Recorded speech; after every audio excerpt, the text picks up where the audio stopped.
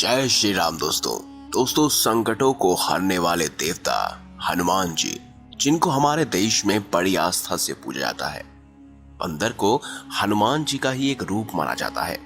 वो भी हमारे देश में पूजा और सम्मान के पात्र हैं।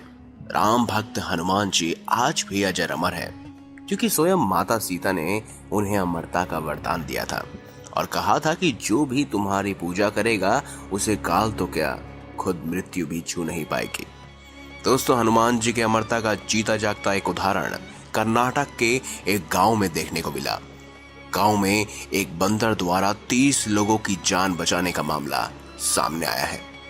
आप सोच रहे होंगे कि आखिर एक बंदर 30 लोगों की जान कैसे बचा सकता है, लेकिन दोस्तों ये संभव है। दरअसल हुआ यूं कि कर्नाटक श्रीरंगापट्टनम में कावेरी नदी के तट पर एक परिवार के लोग कुछ धार्मिक अनुष्ठान के लिए इकट्ठा हुए थे।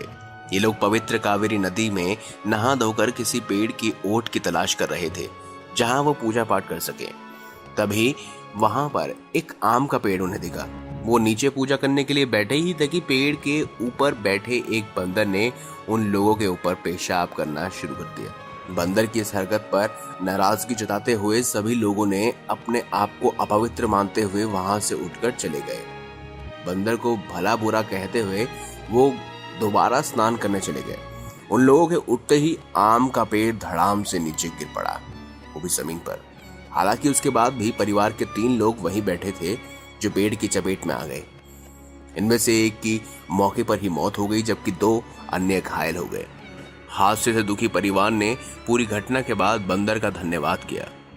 कहा कि उसने ही पूरे परिवार की जान बचाई है। परिवार के एक सदस्य ने कहा कि बंदर के पेशाब करने की वजह से ही इतने सारे लोगों की जान बची है। हालांकि हनुमान जी ने बंदर के रूप में हमारे प्राण की रक्षा की है।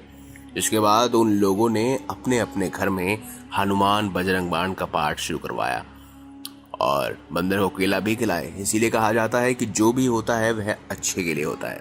कहते हैं सच्चे मन से ईश्वर को याद जो भी करता है, भगवान अवश्य ही किसी न किसी रूप में आकर उसकी रक्षा करते हैं। इसीलिए दुख की घड़ी में ही नहीं बल्कि अच्छे समय में भी हमें भगवान को याद करना चाहिए। दोस्तों, यदि आप भी दिल से हनुमान जी को मानते हैं और उनके चमत्कारों पर विश्वास करते हैं तो एक बार सच्चे मन से कमेंट बॉक्स में जय श्री राम अवश्य लिखिएगा। धन्यवाद।